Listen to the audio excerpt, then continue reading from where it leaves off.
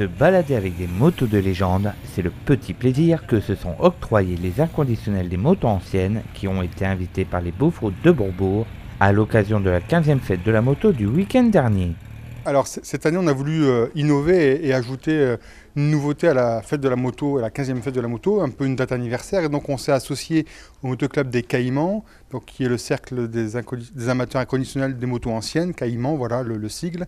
Et on a mis en place une exposition avec plus d'une cinquantaine de machines anciennes qui viennent de leur collection personnelle.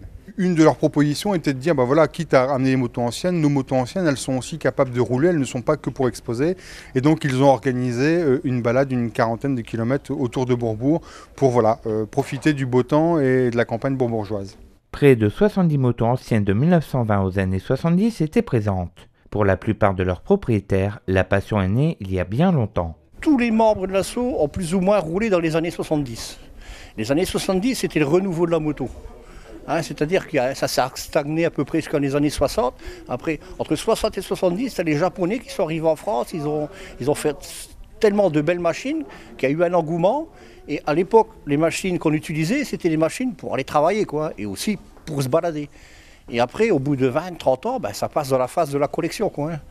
Si tu restes dans le milieu de moto, tu es pratiquement obligé, ou bien à avoir la passion déjà, et passer dans la phase du collectionneur ou l'amateur. L'avantage de ces véhicules, c'est leur simplicité. Pas d'ordinateur de bord, pas ou peu d'électronique, pas de mécanique compliquée, ce qui permet aux passionnés d'éviter d'aller au garage lorsqu'ils ont un petit souci.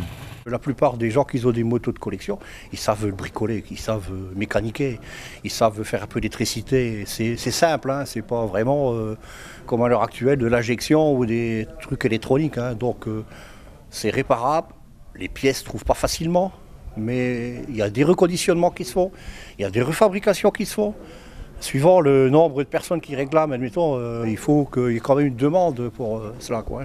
Contrairement au monde des motos modernes, il est inutile d'avoir une moto puissante pour être reconnu par ses pairs. Pour preuve, les membres du club possèdent des motos aussi diverses que variées. C'est éclectique, il y a aussi bien un petit 50 cm3, des petits 50 que Pépé il utilisait pour aller travailler, que des petits 50 que les jeunes dans les années 60 ils faisaient comme Johnny, qui faisait les petits 50 à vitesse, aussi bien des motos de Grand Prix, des motos de course, on a des sidecars de course. Et après il y a des petites cylindrées, des petits 100 cm3, des 125, des 750 Triumph, du Honda des années 70 qui deviennent des machines assez rares à l'heure actuelle et qui sont collectionnables, quoi. Cette fête de la moto est l'occasion pour ces passionnés de partager leur expérience de la moto ancienne, mais aussi de conter l'histoire de leurs pièces de collection. Comme pour cet heureux propriétaire d'une Nabus danoise modèle C du début des années 50. Il faut dire que toutes ces motos étaient des utilitaires. C'est fabriqué pour être utilisé par tout le monde.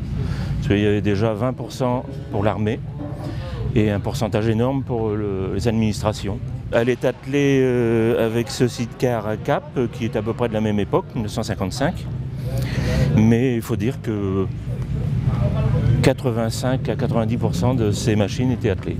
L'armée d'ailleurs en avait avec toutes sortes de mitrailleuses. Et puis en 59, se sont arrêtés. Ils avaient fait quelques projets pour moderniser la moto. Et puis le projet a capoté. Il faut dire qu'ils avaient autre chose à faire, puisque la société qui a toujours fabriqué ces machines-là, c'est la société Nilfish, qui fabrique des aspirateurs et autres engins industriels. Si vous désirez retrouver ces motos de légende, le Caïman organise le week-end prochain à Croix-Ternois les journées de la moto classique avec des démonstrations sur circuit.